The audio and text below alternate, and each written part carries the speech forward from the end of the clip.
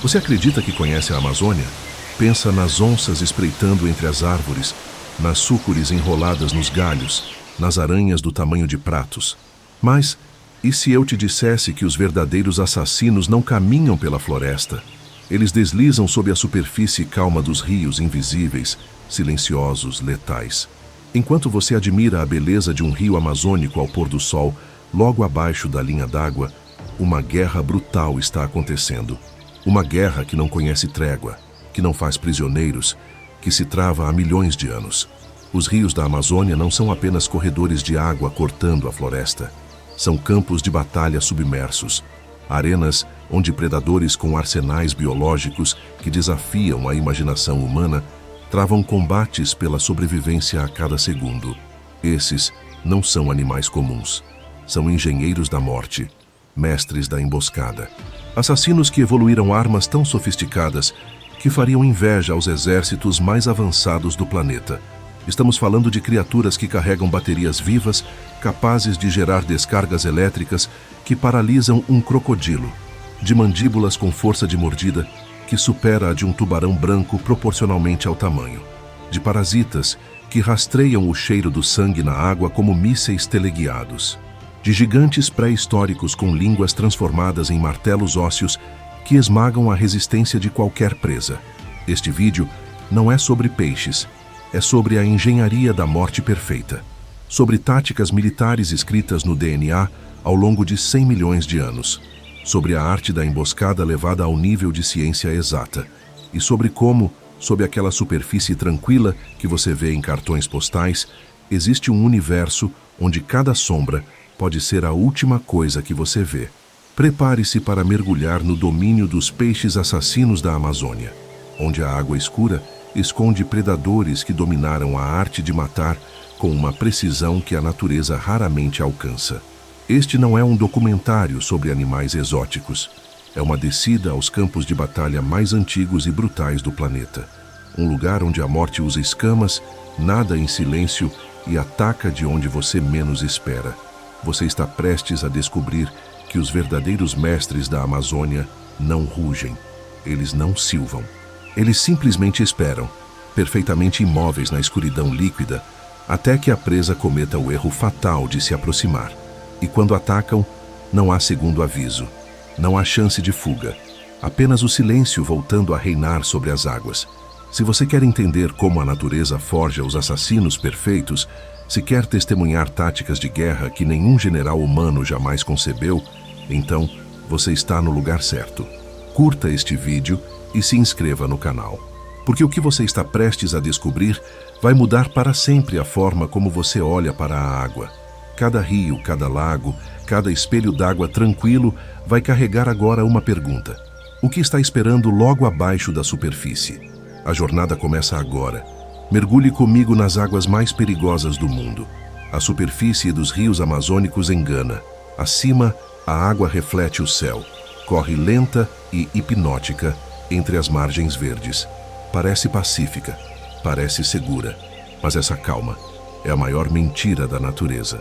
Logo abaixo, a apenas alguns centímetros de profundidade, acontece uma carnificina constante e silenciosa. Um massacre que nunca para. Enquanto você lê estas palavras, milhares de emboscadas estão sendo executadas com precisão cirúrgica nas águas escuras da Amazônia.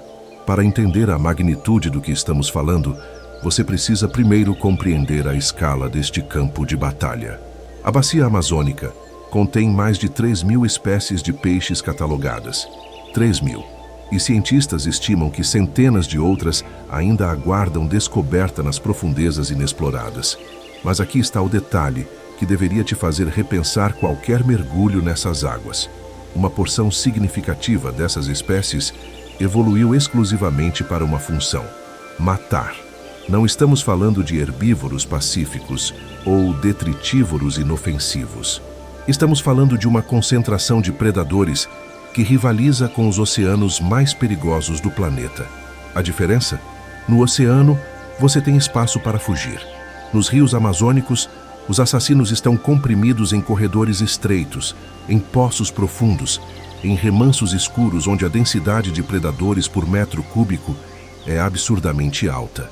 É como comparar um campo de batalha aberto com uma trincheira apertada, onde não há para onde correr. E esses predadores não são amadores evolucionários.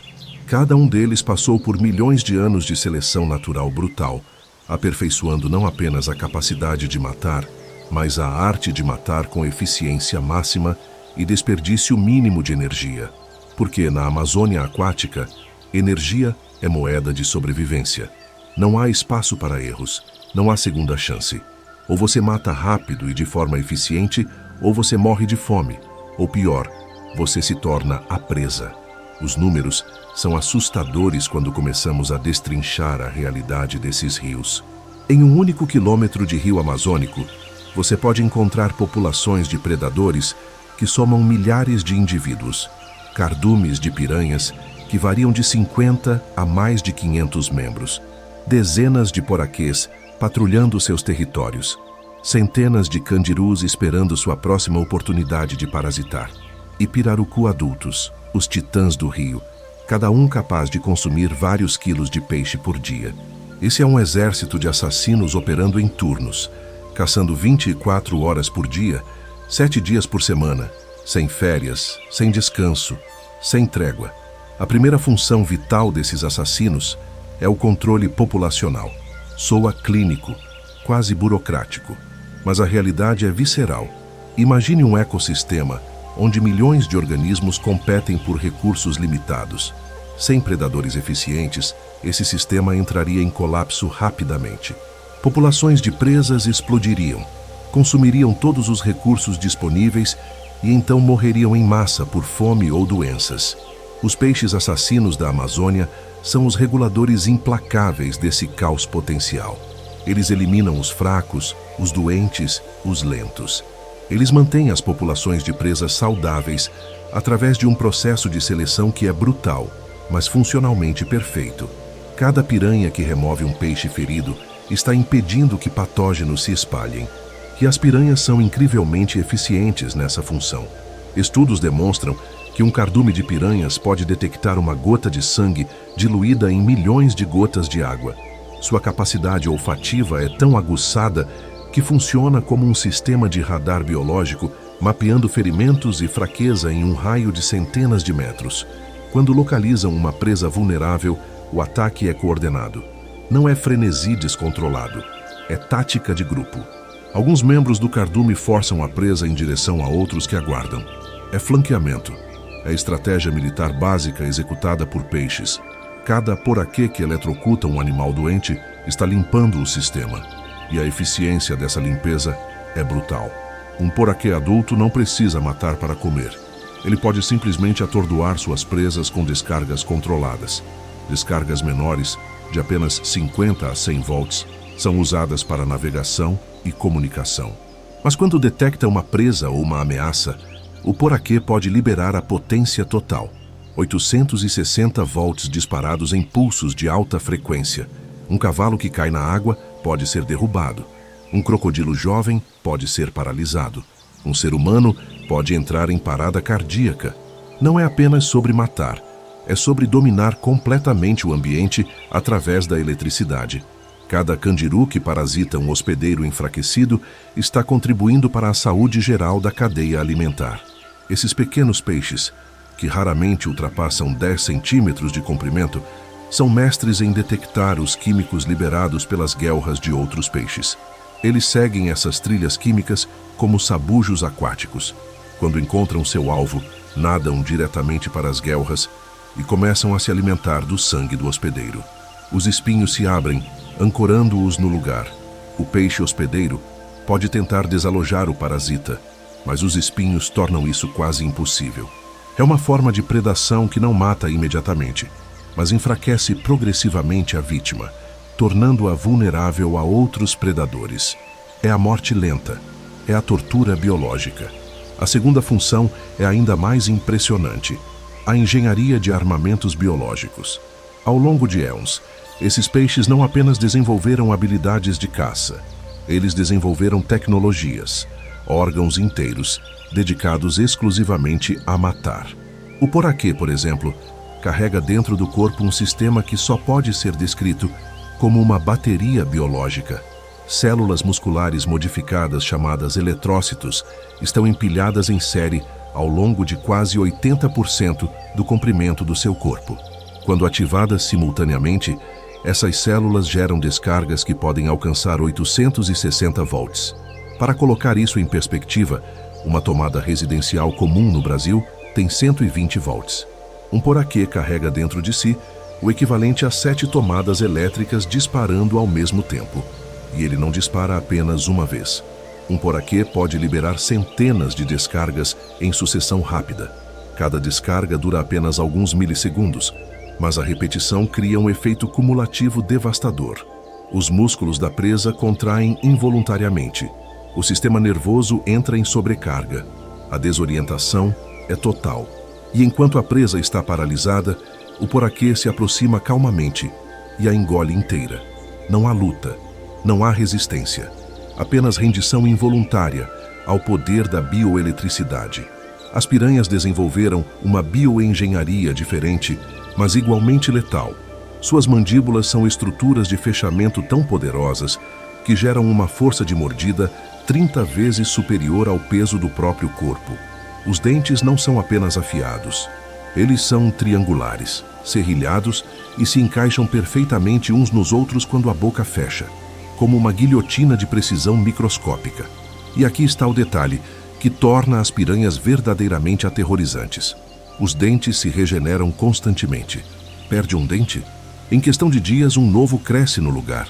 É um arsenal que se auto-repara. É uma arma que nunca fica cega.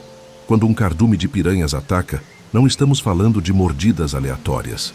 Estamos falando de um sistema de processamento de carne operando em altíssima velocidade. Cada piranha remove um pedaço de carne com precisão cirúrgica, recua e outra toma seu lugar imediatamente. É uma linha de montagem da morte. Ossos expostos em minutos não é ficção. É protocolo operacional padrão.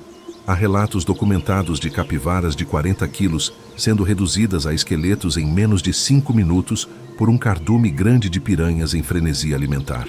O candiru, menor, mas não menos aterrorizante, desenvolveu espinhos retráteis ao longo do corpo. Esses espinhos apontam para trás, como farpas em um anzol. Uma vez que o candiru penetra em uma cavidade do hospedeiro, seja ela guelras de um peixe maior ou, em casos raros e perturbadores, orifícios de mamíferos, esses espinhos se abrem e tornam a remoção do parasita quase impossível sem cirurgia. É uma tecnologia de ancoragem que engenheiros humanos levaram séculos para desenvolver em versões mecânicas. O candiru a carrega geneticamente codificada. E há diferentes espécies de candiru, cada uma especializada em um tipo diferente de hospedeiro. Alguns parasitam peixes grandes, outros preferem peixes médios. Há até candiros que se especializam em detectar e parasitar apenas determinadas espécies. É especificidade evolutiva levada ao extremo. E então, há o pirarucu, um colosso pré-histórico que pode alcançar 3 metros de comprimento e pesar mais de 200 quilos. Sua arma, uma língua óssea. Não é metáfora. A língua do pirarucu é literalmente revestida de osso, transformando-a em um martelo biológico. Quando captura uma presa, o pirarucu aprende contra essa superfície dura e a esmaga com força hidráulica brutal. Ossos de peixes menores são pulverizados. Resistência é inútil. É como ser apanhado por uma prensa industrial orgânica. E o pirarucu não é apenas força bruta. Ele é também inteligência tática. Caça coordenando ataques de baixo para cima, usando a superfície da água como barreira que impede a fuga da presa. Encurrala suas vítimas em águas rasas. Usa a própria massa corporal para criar ondas que desequilibram peixes menores. A terceira função vital é a arquitetura da emboscada. Esses predadores não perseguem. Eles não gastam energia em longas caçadas. Eles esperam. E enquanto esperam, tornam-se invisíveis. A camuflagem de muitas espécies amazônicas é tão eficiente que você pode passar a centímetros de um predador e nunca perceber sua presença. Padrões de coloração que imitam folhas submersas, galhos podres, o próprio fundo lamacento do rio. Alguns peixes desenvolveram corpos achatados que se fundem com o substrato. Outros adotaram imobilidade tão absoluta que parecem parte da paisagem aquática. Mas a camuflagem é apenas a primeira camada da emboscada. A verdadeira genialidade está na paciência tática. Um predador de emboscada amazônico pode permanecer imóvel por horas, respiração reduzida ao mínimo, músculos preparados mas relaxados, conservando energia. E então, quando a presa se aproxima, quando comete o erro fatal de baixar a guarda, a explosão de velocidade é tão rápida que câmeras de alta velocidade são necessárias para capturar o movimento. Estamos falando de acelerações que vão de 0 à velocidade máxima em frações de segundo. A presa não tem tempo de processar o perigo. Não há reação possível. Apenas o impacto, a mordida, a descarga elétrica e o silêncio voltando a reinar. Alguns predadores amazônicos desenvolveram até mesmo técnicas de caça em grupo que envolvem emboscadas coordenadas. Há registros de grupos de pirarucu trabalhando juntos para encurralar cardumes de peixes menores contra margens ou em enseadas sem saída. Há evidências de que certos grupos de piranhas estabelecem territórios de caça e patrulham esses territórios em turnos, garantindo cobertura constante. É organização social a serviço da eficiência letal. Esses assassinos também demonstram uma resiliência evolutiva que desafia a compreensão. Eles sobreviveram a eras glaciais que alteraram drasticamente o fluxo e a temperatura dos rios. Sobreviveram a períodos de seca extrema que reduziram a Amazônia a uma fração do seu tamanho atual. Sobreviveram à chegada dos humanos e, por enquanto, ainda resistem à pressão que exercemos sobre seus habitats. Essa resiliência não é sorte. É o resultado de designs biológicos tão eficientes que funcionam em uma ampla gama de condições ambientais. O poraquê, por exemplo, pode sobreviver fora da água por horas, desde que sua pele permaneça úmida. Essa adaptação permite que ele se mova entre corpos d'água durante as secas, procurando novas áreas de caça. As piranhas podem entrar em estados de metabolismo reduzido durante secas extremas, enterrando-se na lama e esperando que as chuvas retornem. Podem sobreviver semanas sem comida, reduzindo drasticamente suas necessidades energéticas. O pirarucu desenvolveu a capacidade de respirar ar atmosférico, um traço raro em peixes, que lhe permite prosperar em águas pobres em oxigênio, onde outros predadores sufocam. Ele sobe à superfície regularmente, abre sua boca enorme e engole uma bolha de ar. Esse ar é processado em uma bexiga natatória modificada, que funciona como um pulmão primitivo. Essas adaptações não são apenas impressionantes, elas são lições de engenharia de sobrevivência. Cada uma dessas características foi testada em condições extremas ao longo de milhões de anos. As que não funcionavam foram eliminadas. As que funcionavam foram refinadas. O que vemos hoje são as versões finais, otimizadas, de tecnologias biológicas que passaram pelos testes mais rigorosos imagináveis.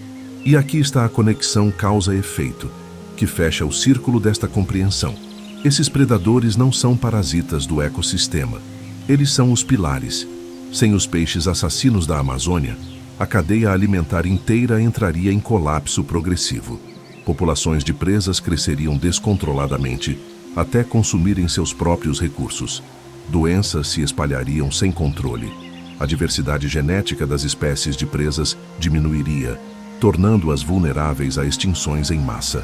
A claridade da água seria comprometida pela explosão de organismos filtradores.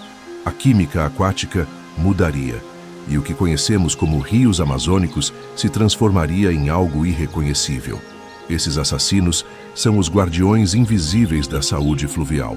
Cada descarga elétrica, cada mordida precisa, cada emboscada executada com sucesso está contribuindo para a manutenção de um equilíbrio que levou milhões de anos para ser estabelecido. Eles não são vilões. São funcionários essenciais de um sistema que não pode existir sem eles. São os soldados de uma guerra que precisa continuar para que a paz ecológica seja mantida. Remove um único elo dessa corrente e toda a estrutura começa a desmoronar. Remove os predadores de topo. E as consequências em cascata são catastróficas e irreversíveis. A profundidade oculta dos rios amazônicos não é apenas física, é funcional, é estratégica. É um teatro de operações onde a vida e a morte dançam em equilíbrio perfeito, mantido por assassinos que não conhecem piedade, mas executam uma função vital com precisão implacável. Mas a verdadeira genialidade desses assassinos não está apenas no fato de que eles matam. Está em como eles matam. Porque cada um desses predadores desenvolveu soluções tão sofisticadas, tão especializadas, tão perfeitamente calibradas para seus ambientes específicos, que cientistas do mundo inteiro estão agora olhando para eles não como monstros, mas como professores, como bibliotecas vivas de conhecimento tático e tecnológico que a humanidade está apenas começando a decifrar. Vamos mergulhar fundo nos arsenais individuais. Vamos dissecar as armas. Vamos entender não apenas o que esses assassinos fazem, mas como conseguem fazer com uma eficiência que desafia nossas melhores tentativas de replicação tecnológica. Comece com o poraquê, o peixe elétrico. Você já sabe que ele gera 860 volts. Mas como? A resposta está em uma das mais elegantes soluções de bioengenharia já desenvolvidas pela evolução. O corpo do poraquê contém 3 órgãos elétricos distintos. O órgão principal, responsável pelas descargas de alta voltagem, ocupa a maior parte do comprimento do animal. É composto por aproximadamente 6.000 células especializadas chamadas eletrócitos. Cada eletrócito é essencialmente uma célula muscular que perdeu sua capacidade de se contrair, mas manteve e amplificou drasticamente sua capacidade de gerar diferença de potencial elétrico. Aqui está a genialidade. Essas células estão empilhadas em série, como pilhas em uma lanterna. Cada eletrócito individual gera apenas cerca de 150 milivolts, uma fração minúscula. Mas quando 6.000 delas disparam simultaneamente, em perfeita sincronia, os voltagens se somam. É matemática simples aplicada à biologia de forma devastadora.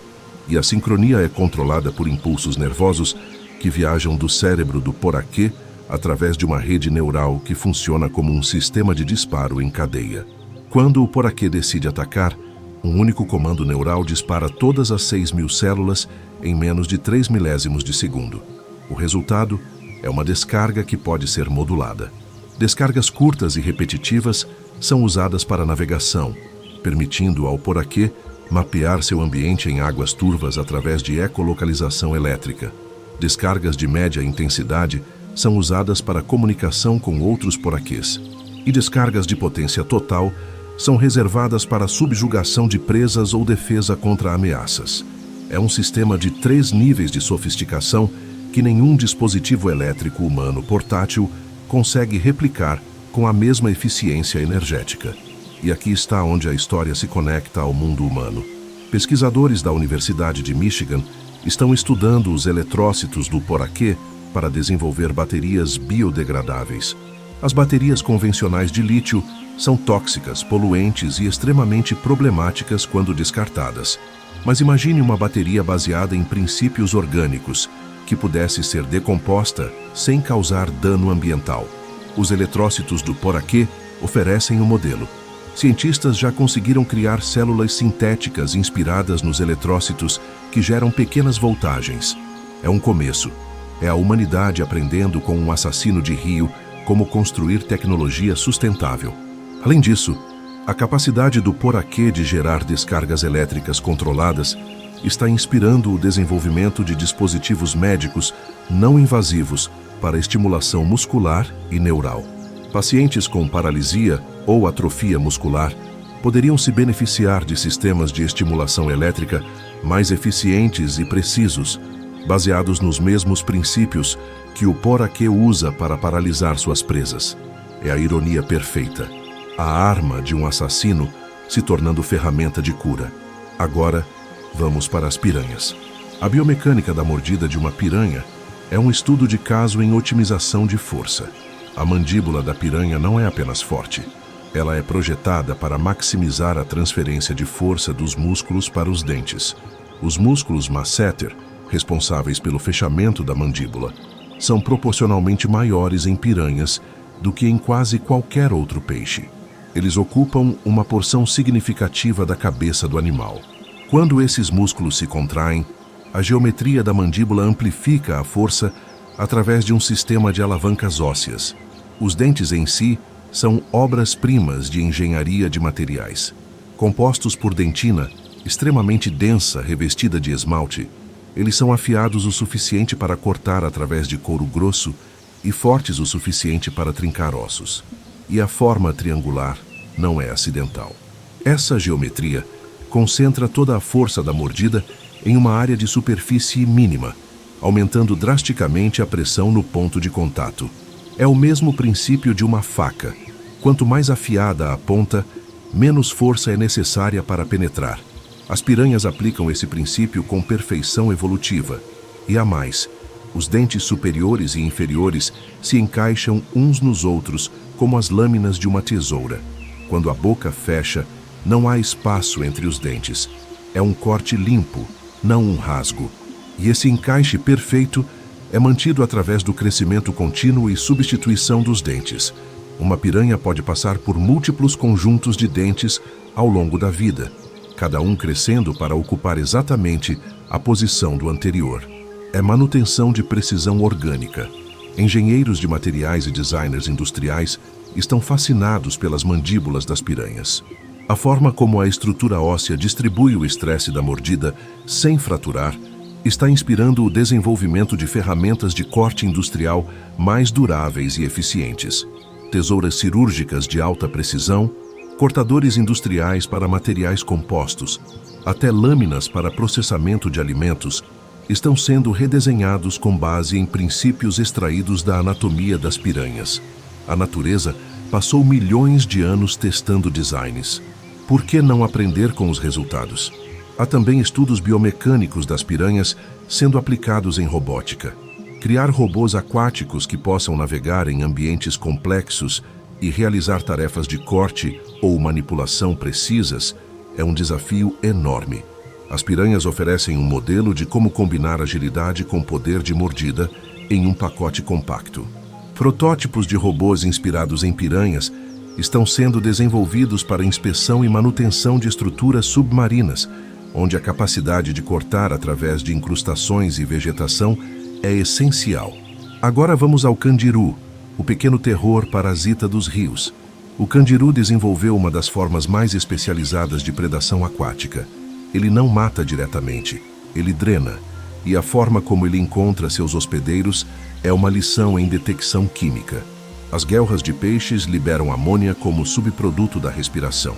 O candiru detecta gradientes de concentração de amônia na água e o segue até a fonte, como um míssil seguindo um rastro de calor. A sensibilidade do candiru a esses químicos é tão alta que ele pode detectar um peixe respirando a dezenas de metros de distância em águas claras. Uma vez que localiza o hospedeiro, o candiru usa projeções sensoriais ao redor da boca para confirmar que está no lugar certo. Então ele nada rapidamente para dentro das câmaras branquiais. Os espinhos ao longo do corpo, normalmente deitados para trás, se abrem em um ângulo agudo, ancorando o candiru no lugar. Mesmo que o hospedeiro tente desalojar o parasita através de movimentos violentos, os espinhos apenas se enterram mais fundo. É um sistema de ancoragem passivo que requer zero gasto energético para manter. E aqui está a conexão médica que pode salvar vidas humanas. O candiru produz anticoagulantes em sua saliva para manter o sangue do hospedeiro fluindo enquanto se alimenta. Pesquisadores da área de hematologia estão estudando esses anticoagulantes como potenciais tratamentos para condições de coagulação excessiva, como trombose venosa profunda e embolia pulmonar. Medicamentos anticoagulantes existentes têm efeitos colaterais significativos. Um anticoagulante baseado nas enzimas do candiru poderia ser mais específico, mais eficiente e mais seguro. Novamente, o veneno do assassino, se tornando remédio do curador. Além disso, o sistema de ancoragem do candiru está inspirando o desenvolvimento de dispositivos médicos que precisam ser fixados temporariamente em tecidos internos. Stents, vasculares, cateteres especializados, até implantes temporários que precisam resistir ao fluxo de fluidos corporais estão sendo redesenhados com base nos espinhos retroversos do candiru. A natureza já resolveu o problema de ancoragem em ambientes fluidos. Nós estamos apenas copiando a solução. E então chegamos ao gigante, o pirarucu. Este colosso não é apenas força bruta, ele é também uma maravilha de adaptação multifuncional. A língua óssea é apenas uma parte da história. O pirarucu também desenvolveu escamas que são estudadas como um dos materiais naturais mais resistentes conhecidos. As escamas do pirarucu têm uma estrutura em camadas complexa. A camada externa é dura e mineralizada, projetada para resistir à penetração. Mas as camadas internas são flexíveis e fibrosas, projetadas para absorver e distribuir o impacto. O resultado é uma armadura que é simultaneamente dura e flexível, algo que engenheiros de materiais tentam alcançar há décadas. Pesquisadores do MIT e da Universidade da Califórnia, em San Diego, já publicaram estudos detalhados sobre as escamas do pirarucu. A estrutura em camadas, semelhante a um compósito moderno, oferece proteção superior contra mordidas de piranhas, que são os principais predadores de pirarucu jovens. E essa estrutura está agora inspirando o desenvolvimento de coletes à prova de balas de nova geração, armaduras para veículos militares e até materiais de proteção para atletas de esportes de contato. A capacidade do pirarucu de respirar ar atmosférico também é objeto de estudo intenso. O órgão respiratório modificado do pirarucu permite que ele extraia oxigênio do ar com eficiência surpreendente. Isso é especialmente valioso em águas amazônicas, que frequentemente têm baixos níveis de oxigênio dissolvido devido à decomposição de matéria orgânica. Enquanto outros peixes sufocam, o pirarucu prospera. Cientistas que trabalham em sistemas de suporte de vida para ambientes extremos, incluindo potenciais habitats submarinos humanos ou até estações espaciais, estão estudando como o pirarucu gerencia essa troca gasosa dupla. Há lições valiosas sobre eficiência respiratória que poderiam ser aplicadas a sistemas de reciclagem de ar em ambientes fechados. A língua óssea do pirarucu, usada para esmagar presas, também tem aplicações surpreendentes. A forma como essa estrutura distribui força de impacto, sem fraturar o próprio osso, está sendo estudada por engenheiros que projetam ferramentas de impacto, desde martelos industriais até mecanismos de compactação. A geometria do osso e sua densidade variável ao longo da estrutura permitem que ele funcione como um martelo altamente eficiente que absorve o choque do impacto sem se danificar. É engenharia de dissipação de energia em sua forma mais pura, e há um padrão emergindo aqui. Cada um desses assassinos não é apenas um matador eficiente. Cada um é uma solução de engenharia para um problema específico de sobrevivência. O poraquê resolveu o problema de subjugar presas em águas escuras através da bioeletricidade. As piranhas resolveram o problema de processamento rápido de alimento através de mandíbulas otimizadas e comportamento de grupo. O candiru resolveu o problema de encontrar e se fixar em hospedeiros móveis através de detecção química e ancoragem passiva. O pirarucu resolveu múltiplos problemas simultaneamente: respiração em águas pobres em oxigênio, proteção contra predadores menores e capacidade de subjugar presas grandes. Essas não são soluções aleatórias, são soluções testadas e refinadas ao longo de milhões de anos. Cada geração de cada espécie foi um teste. As falhas foram eliminadas. Os sucessos foram propagados. O que vemos hoje são as versões finais, os designs aprovados após incontáveis iterações. É desenvolvimento de produto em escala evolutiva. E a humanidade está finalmente começando a reconhecer que há uma biblioteca de soluções testadas em campo esperando para ser lida. Esta é a metáfora do conhecimento acumulado. Os rios da Amazônia não são apenas ecossistemas, são arquivos vivos, bancos de dados genéticos, manuais de soluções escritos em DNA e testados em combate real ao longo de 100 milhões de anos. Cada espécie é um capítulo, cada adaptação é uma lição. E cada vez que uma dessas espécies é extinta, queimamos páginas desse manual antes mesmo de termos a chance de lê-las completamente.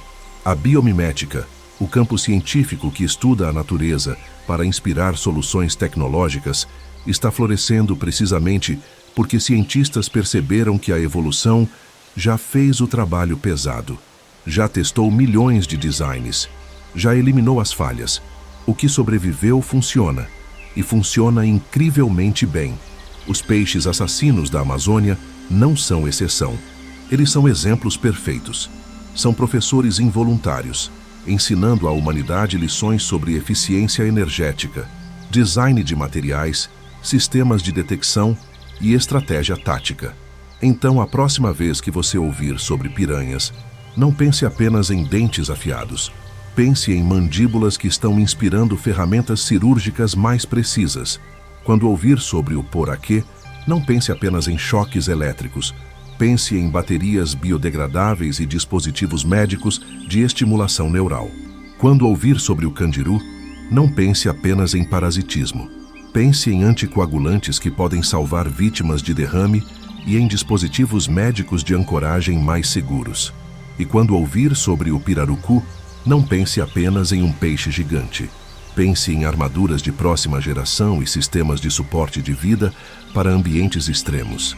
Esses assassinos carregam dentro de si não apenas a capacidade de matar, mas a sabedoria acumulada de éons de tentativa e erro evolutivo. Eles são livros abertos, esperando que a humanidade aprenda a ler. E cada lição aprendida nos aproxima de tecnologias mais eficientes, mais sustentáveis, mais alinhadas com os princípios que governam a vida neste planeta. Os rios da Amazônia são escuros e perigosos, sim, mas são também brilhantes em conhecimento, se apenas pararmos de temê-los e começarmos a estudá-los com o respeito que merecem. Mas aqui está a verdade brutal que precisa ser dita. Enquanto cientistas ao redor do mundo estão apenas começando a decifrar os segredos desses assassinos aquáticos, enquanto ainda estamos nas primeiras páginas desse manual milenar de soluções evolutivas, nós estamos destruindo os professores. Estamos queimando a biblioteca antes mesmo de catalogar seu conteúdo. Os rios da Amazônia, esses campos de batalha submersos que levaram milhões de anos para se formar, estão sob ataque. E desta vez, o inimigo não vem de dentro do ecossistema, vem de fora, vem de nós. A destruição não acontece com fanfarra. Não há sirenes de alerta quando um rio morre. A catástrofe é silenciosa, progressiva e, por isso mesmo, ainda mais perigosa. Porque quando finalmente percebemos a extensão do dano, pode ser tarde demais para reverter. E os assassinos da Amazônia, mestres da emboscada e da sobrevivência, estão enfrentando ameaças contra as quais milhões de anos de evolução não os prepararam. O primeiro vilão é direto, brutal e visível para quem se importa em olhar: o desmatamento e o assoreamento dos rios. A Amazônia não é apenas floresta. Ela é um sistema integrado onde a floresta alimenta os rios e os rios sustentam a floresta. Quando derrubamos as árvores das margens, quebramos esse ciclo. O solo desprotegido é arrastado pela chuva diretamente para dentro dos rios. Toneladas de sedimentos são carregadas, transformando águas antes escuras, mas relativamente claras em lamaçais impenetráveis. E aqui está o impacto direto sobre nossos assassinos. O assoreamento destrói os locais de desova. As piranhas depositam seus ovos em depressões no leito do rio, em áreas de substrato firme. Quando o sedimento excessivo cobre essas áreas, os ovos são sufocados. As taxas de sobrevivência dos filhotes despencam. O pirarucu constrói ninhos elaborados em áreas de vegetação submersa próximas às margens. Quando essas áreas são assoreadas e a vegetação morre por falta de luz, os locais de reprodução desaparecem. Uma geração inteira pode falhar em se reproduzir com sucesso. E quando uma espécie de predador de topo falha em se reproduzir por várias estações seguidas, as consequências em cascata pelo ecossistema são devastadoras. O poraquê, que usa sinais elétricos para navegar e caçar em águas turvas, enfrenta um problema diferente, mas igualmente grave. Sua capacidade de ecolocalização elétrica funciona melhor em águas com uma certa composição química e claridade específica. Quando o assoreamento extremo altera radicalmente a turbidez e a composição mineral da água, a eficácia do sistema de navegação do poraquê diminui. Eles colidem com obstáculos, gastam mais energia para caçar, e sua taxa de sucesso na captura de presas cai. É como tentar usar um sonar em uma tempestade de areia. O sistema ainda funciona, mas sua eficiência é comprometida. E há o impacto físico direto. Rios rasos não suportam peixes grandes. O pirarucu, que pode alcançar 3 metros de comprimento, precisa de profundidade. Precisa de poços profundos onde possa manobrar, onde possa se esconder, onde possa trazer suas presas grandes e consumi-las sem ser perturbado. Quando o assoreamento preenche esses poços, quando os rios se tornam uniformemente rasos, os pirarucu não têm para onde ir. Eles se tornam vulneráveis, expostos, incapazes de executar as táticas de caça que desenvolveram ao longo de milhões de anos. Os números são alarmantes. Estudos indicam que nas últimas 3 décadas, mais de 20% dos habitats de reprodução de pirarucu na Amazônia brasileira foram degradados ou destruídos por assoreamento relacionado ao desmatamento. Populações de piranhas em certos tributários caíram mais de 40% no mesmo período. E esses são apenas os dados que conseguimos medir. Em áreas remotas, onde não há monitoramento constante, a situação pode ser muito pior. Mas o desmatamento e o assoreamento são apenas o primeiro golpe. O segundo vilão é mais insidioso, mais difícil de ver, mas potencialmente ainda mais letal: a contaminação por mercúrio do garimpo ilegal. O mercúrio é usado em operações de mineração de ouro para separar o ouro de outros sedimentos. É um método antigo, barato e extremamente tóxico. O mercúrio é despejado nos rios, onde se transforma em metilmercúrio, uma forma altamente tóxica que se acumula na cadeia alimentar. E aqui está onde a história se torna verdadeiramente aterrorizante. Predadores de topo como o pirarucu, as piranhas e o poraquê estão no final dessa cadeia alimentar. Eles comem peixes menores que já acumularam mercúrio. E porque o mercúrio não é excretado facilmente, ele se concentra nos tecidos desses predadores em níveis cada vez mais altos. É um processo chamado bioacumulação. Um peixe pequeno pode ter níveis baixos de mercúrio, mas um pirarucu que comeu centenas desses peixes pequenos ao longo de sua vida pode ter concentrações de mercúrio milhares de vezes mais altas. Os efeitos do mercúrio são devastadores. Ele interfere com o sistema nervoso. Em poraquês, isso significa perda de coordenação nas descargas elétricas. Descargas se tornam erráticas, mal sincronizadas, ineficazes. Um poraquê contaminado por mercúrio pode não conseguir gerar a voltagem necessária para subjugar presas. Ele morre de fome lentamente, mesmo nadando em águas cheias de alimento. Em piranhas, o mercúrio afeta a coordenação dos ataques em grupo. A comunicação entre membros do cardume é prejudicada. A sincronia é perdida. A eficiência da caça cai drasticamente. E o mercúrio também afeta a reprodução. Peixes contaminados produzem menos ovos. Os ovos que são produzidos têm taxas de fertilização mais baixas. Os filhotes que conseguem eclodir frequentemente apresentam deformidades, crescimento atrofiado e sistemas imunológicos comprometidos. É genocídio em câmera lenta. É envenenamento geracional. Mas há uma camada adicional de tragédia aqui. As comunidades ribeirinhas da Amazônia dependem desses peixes como fonte primária de proteína. Quando o pirarucu e outros peixes grandes estão contaminados com mercúrio, as pessoas que os comem também são contaminadas. Há documentação médica de comunidades inteiras apresentando sintomas de envenenamento por mercúrio: tremores, perda de memória, problemas de visão, danos neurológicos permanentes em crianças. Não estamos apenas destruindo os peixes, estamos envenenando as pessoas que vivem em harmonia com esses rios há gerações. É uma atrocidade ecológica e humanitária acontecendo simultaneamente. Estudos recentes encontraram níveis de mercúrio em pirarucu da Amazônia que excedem em 10 vezes os limites considerados seguros para consumo humano estabelecidos pela Organização Mundial da Saúde. 10 vezes. E esses são peixes que, em outras circunstâncias, seriam perfeitamente seguros e nutritivos. O garimpo ilegal transformou uma fonte de alimento em um vetor de toxinas. transformou predadores magníficos em bombas relógio biológicas. E então há o terceiro vilão, talvez o mais frustrante de todos: a pesca predatória e o comércio ilegal. O pirarucu, devido ao seu tamanho impressionante e à qualidade de sua carne, tornou-se alvo de pesca comercial descontrolada. Durante décadas, a pesca foi feita sem regulamentação, sem respeito por períodos de reprodução, sem consideração pela sustentabilidade. Populações de pirarucu em várias regiões da Amazônia foram reduzidas a números criticamente baixos.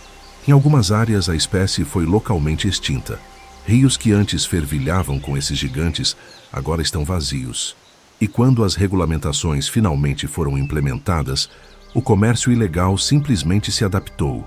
Pirarucus são pescados ilegalmente, processados em locais remotos, e então contrabandeados para mercados onde as perguntas sobre origem não são feitas.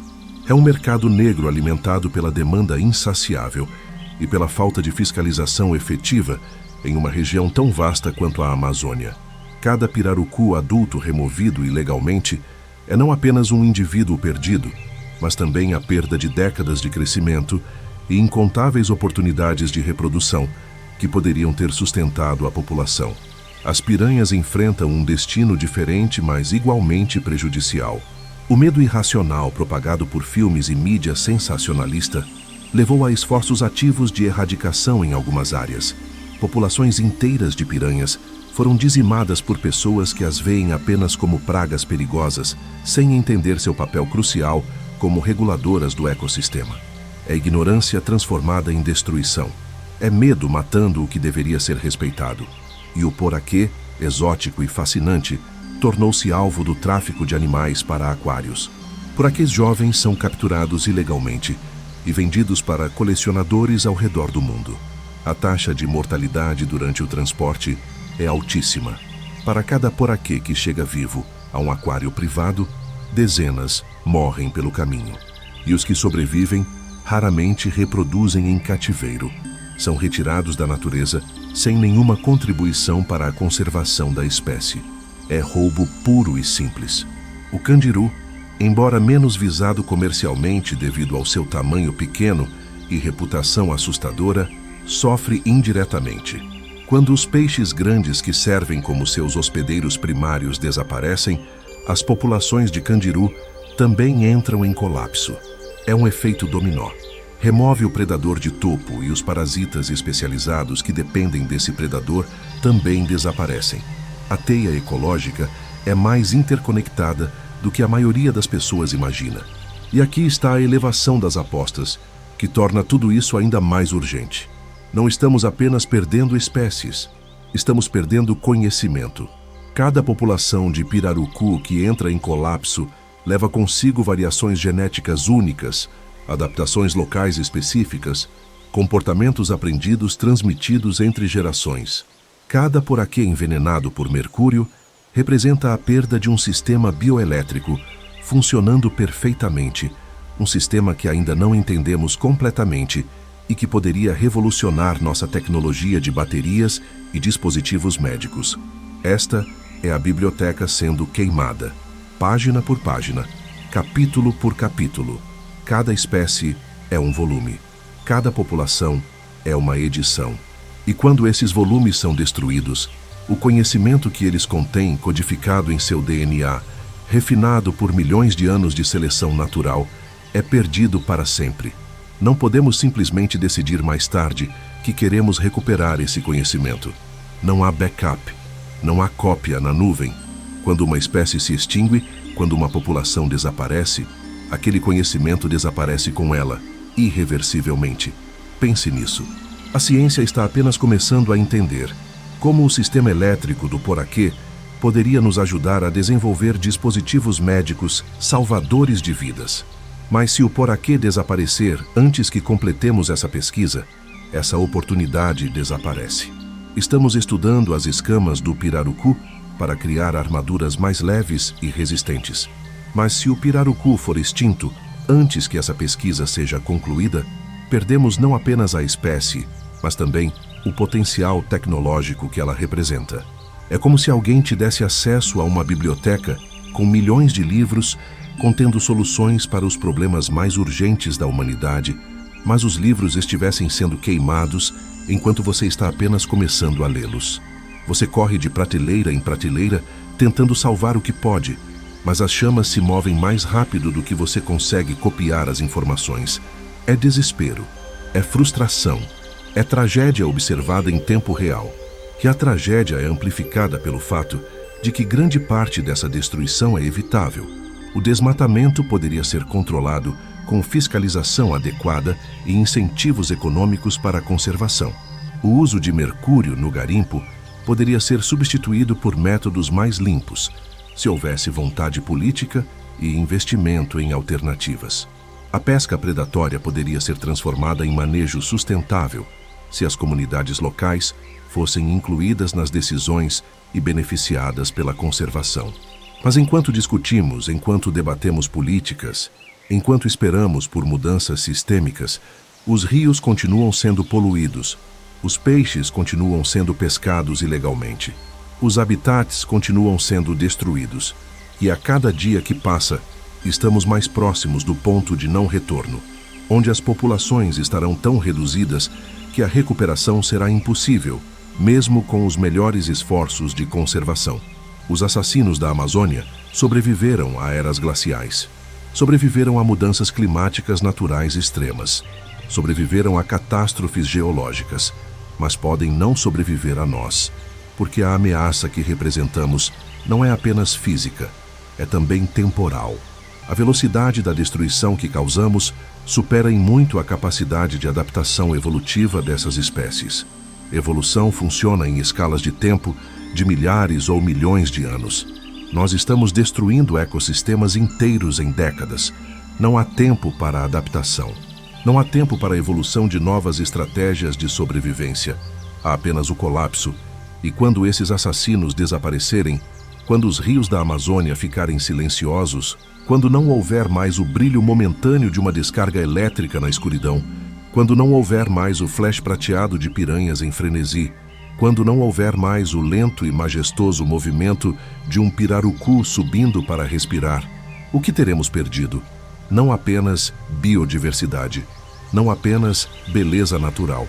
Teremos perdido professores, teremos perdido bibliotecas, teremos cortado as raízes de conhecimento que poderiam ter alimentado séculos de descoberta científica e inovação tecnológica. A pergunta não é se conseguiremos sobreviver sem esses assassinos aquáticos. É se merecemos sobreviver quando somos capazes de tamanha destruição consciente. Mas esta não é uma história que termina em derrota.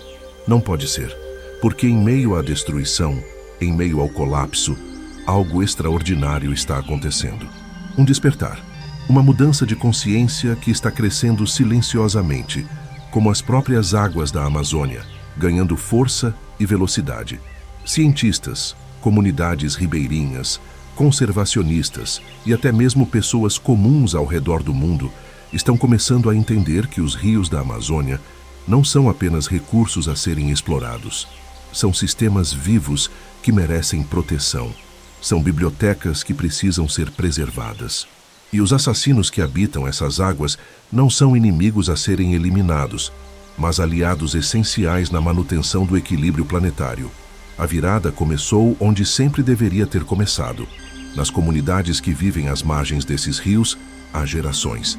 Porque enquanto o mundo exterior via apenas recursos comerciais ou perigos a serem evitados, as populações ribeirinhas sempre entenderam algo fundamental.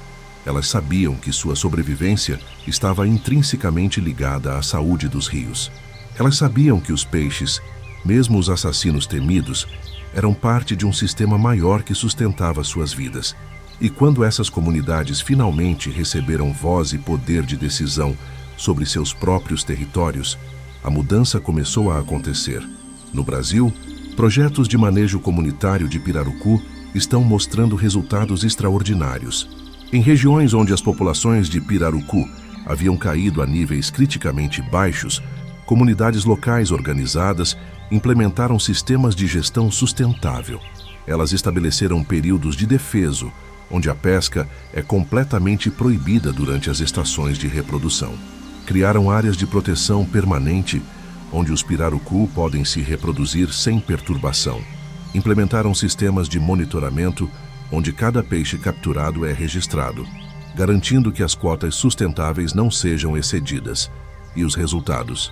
Em algumas dessas áreas, as populações de pirarucu aumentaram em mais de 300% em menos de uma década. 300%. Rios que estavam praticamente vazios agora voltam a fervilhar com esses gigantes pré-históricos. E as comunidades não apenas recuperaram uma fonte vital de alimento e renda, elas recuperaram parte de sua identidade cultural, parte de sua conexão ancestral com os rios que sempre sustentaram suas vidas. O modelo está se espalhando. Mais de 200 comunidades ribeirinhas na Amazônia brasileira agora participam de programas de manejo comunitário de pirarucu. E o conceito está sendo adaptado para outras espécies também. Comunidades estão aprendendo a monitorar populações de piranhas, a identificar sinais de contaminação por mercúrio em peixes, a reportar atividades ilegais de garimpo e pesca predatória. Elas se tornaram os olhos e ouvidos dos rios, uma rede de vigilância que nenhuma agência governamental, por mais bem financiada, poderia replicar. E há algo profundamente poderoso acontecendo aqui, porque essas comunidades não estão apenas protegendo peixes, elas estão protegendo conhecimento. Muitas dessas populações ribeirinhas têm saberes tradicionais sobre os comportamentos, os ciclos de vida, as preferências de habitat dessas espécies, conhecimentos acumulados ao longo de gerações de observação íntima. Esse conhecimento tradicional está agora sendo integrado com pesquisa científica moderna, criando uma base de compreensão mais completa e mais efetiva do que qualquer uma das duas abordagens isoladamente poderia alcançar. No nível científico macro, iniciativas impressionantes estão tomando forma. Institutos de pesquisa no Brasil, Peru, Colômbia e outros países amazônicos estão colaborando em projetos de monitoramento de larga escala usando tecnologia de ponta. Drones equipados com câmeras multiespectrais estão mapeando habitats de reprodução e identificando áreas de degradação. Sensores subaquáticos acústicos estão sendo usados para monitorar populações de pirarucu através dos sons característicos que fazem quando sobem para respirar. Sistemas de inteligência artificial estão processando anos de dados ecológicos para identificar padrões e prever tendências populacionais, permitindo intervenções preventivas antes que colapsos ocorram. Há também projetos inovadores focados especificamente na contaminação por mercúrio.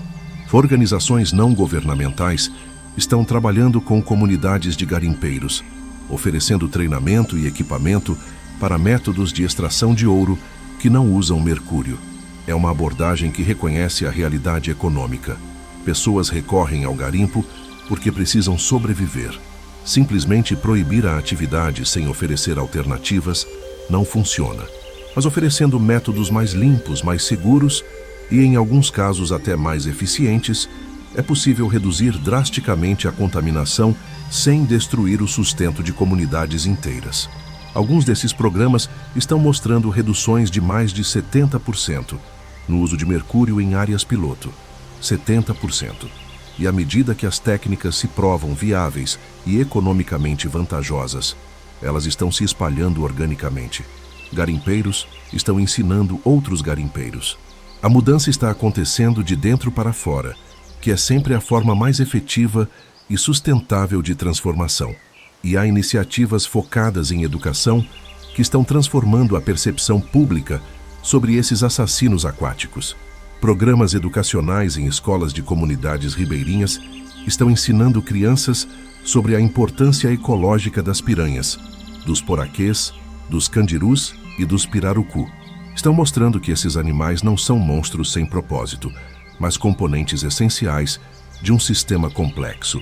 Estão cultivando uma geração que crescerá com respeito, não com medo, com curiosidade científica, não com superstição. E essas crianças se tornarão os próximos guardiões dos rios. Há documentários sendo produzidos não para sensacionalizar o perigo, mas para revelar a beleza e a complexidade desses ecossistemas. Há cientistas usando mídias sociais para compartilhar suas descobertas diretamente com o público, sem o filtro distorcido de manchetes sensacionalistas. Há campanhas mostrando que um rio saudável, com suas populações de predadores intactas, vale mais economicamente a longo prazo do que a exploração predatória de curto prazo, porque rios saudáveis sustentam pesca sustentável, ecoturismo, pesquisa científica e serviços ecossistêmicos como purificação de água e regulação climática. Algumas regiões da Amazônia estão desenvolvendo programas de ecoturismo focados especificamente na observação de vida selvagem aquática. Turistas pagam para mergulhar com snorkel em áreas protegidas, para observar piranhas em seu habitat natural, para testemunhar um pirarucu subindo majestosamente para respirar. E o dinheiro que esses turistas trazem está criando incentivos econômicos poderosos para a conservação. De repente, um pirarucu vivo nadando em um rio protegido vale mais para a economia local do que o mesmo pirarucu morto em um mercado. É uma inversão de valores que pode salvar espécies inteiras. Mas, acima de tudo, há algo ainda mais fundamental acontecendo. Uma mudança filosófica, uma reavaliação do nosso lugar no mundo natural. Durante séculos, operamos sob a ilusão de que estamos separados da natureza, que estamos acima dela, que nossa inteligência nos coloca em uma categoria diferente de todos os outros seres vivos. Mas os assassinos da Amazônia, com suas bioeletricidades, suas mandíbulas perfeitamente calibradas, suas estratégias de emboscada refinadas ao longo de milhões de anos, estão nos forçando a confrontar uma verdade desconfortável. Nós não somos os únicos seres inteligentes neste planeta. Inteligência não é apenas a capacidade de construir ferramentas ou resolver problemas abstratos. Inteligência é também a capacidade de um poraquê coordenar 6.000 células para gerar uma descarga perfeitamente sincronizada. É a capacidade de uma piranha trabalhar em grupo com precisão militar. É a capacidade de um candiru detectar gradientes químicos na água com uma sensibilidade que nossos melhores instrumentos mal conseguem replicar. É a capacidade de um pirarucu adaptar sua respiração para prosperar onde outros sufocam. Essa é inteligência funcional, inteligência evolutiva, inteligência que não precisa de autoconsciência ou linguagem para ser absolutamente real e absolutamente efetiva. E reconhecer isso muda tudo, porque se esses animais são inteligentes em suas próprias formas, se carregam soluções que levaram milhões de anos para serem desenvolvidas, então destruí-los não é apenas ecologicamente irresponsável. É intelectualmente estúpido. É queimar livros. É vandalismo cultural em escala planetária. E aqui está a inversão final de papéis que deveria nos fazer pausar e repensar tudo. A questão nunca foi se esses assassinos aquáticos sobreviverão. Eles sobreviveram a extinções em massa. Sobreviveram a mudanças climáticas extremas. Se dermos a eles apenas uma chance, se pararmos de envenenar seus rios, de destruir seus habitats, de pescá-los até a extinção, eles se recuperarão. A resiliência está codificada em seu DNA. A capacidade de sobrevivência está em cada célula de seus corpos. A questão real é, nós sobreviveremos sem eles, porque estamos descobrindo, lentamente, mas inevitavelmente, que os sistemas naturais que tratamos com tanto desdém são os mesmos sistemas que sustentam nossa própria existência. Os rios que purificam nossa água começam a falhar quando as teias alimentares que os mantêm em equilíbrio entram em colapso. As tecnologias que poderiam resolver nossos problemas mais urgentes estão codificadas em organismos que estamos extinguindo antes mesmo de estudá-los completamente. O conhecimento que poderia nos guiar através das crises climáticas e ecológicas que criamos está sendo perdido a cada espécie que desaparece. Então a pergunta não é se salvaremos os assassinos da Amazônia. A pergunta é se teremos sabedoria suficiente para salvar a nós mesmos, salvando-os.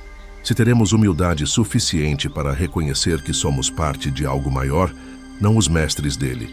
Se teremos coragem suficiente para transformar nosso relacionamento com o mundo natural, de exploradores para participantes, de conquistadores para parceiros. E você, assistindo este vídeo agora, você faz parte dessa equação. Porque mudança real não acontece apenas em laboratórios ou em conferências políticas. Acontece quando pessoas comuns decidem que se importam o suficiente para fazer algo. Pode ser compartilhar informação. Pode ser apoiar organizações que trabalham em conservação. Pode ser fazer escolhas de consumo mais conscientes. Pode ser simplesmente mudar a forma como você fala sobre esses animais, substituindo medo e repulsa por curiosidade e respeito. Este canal não existe para acumular visualizações. Existe para espalhar consciência, porque acreditamos que quanto mais pessoas entenderem a complexidade, a beleza e a importância do mundo natural, mais pessoas se juntarão ao esforço de protegê-lo. Então, compartilhe este conhecimento. Não porque o algoritmo recompensa compartilhamentos, mas porque o conhecimento compartilhado se multiplica. Porque uma pessoa educada pode educar outras. Porque consciência é contagiosa. Os rios da Amazônia estão esperando. As águas escuras ainda escondem seus assassinos magníficos, executando suas emboscadas, mantendo o equilíbrio, cumprindo os papéis que a evolução lhes designou. Eles estão fazendo sua parte. A pergunta que fica ecoando sobre as águas, a pergunta que deveria manter todos nós acordados à noite, é simples e assustadora. Estaremos à altura de fazer a nossa? A natureza não precisa de nós. Mas nós, em toda a nossa arrogância tecnológica, em toda a nossa presunção de domínio, descobrimos tarde demais que precisamos desesperadamente dela. Os assassinos da Amazônia carregam segredos que poderiam revolucionar nossa medicina, nossa tecnologia, nossa compreensão da sobrevivência em um planeta em mudança. Eles são professores pacientes, esperando que finalmente comecemos a prestar atenção nas lições. Mas professores não esperam para sempre. E bibliotecas, uma vez queimadas, não podem ser reconstruídas. O momento é agora. A escolha é nossa. E sob a superfície escura dos rios amazônicos, nas águas que escondem maravilhas e terrores em igual medida, os assassinos continuam sua dança milenar de sobrevivência, esperando para ver se seremos sábios o suficiente para nos juntarmos a eles, ou tolos o suficiente para assistir enquanto tudo desmorona. Você está pronto para se tornar parte da solução? Os rios estão esperando. Os assassinos estão esperando. E o tempo, como sempre na natureza, está se esgotando.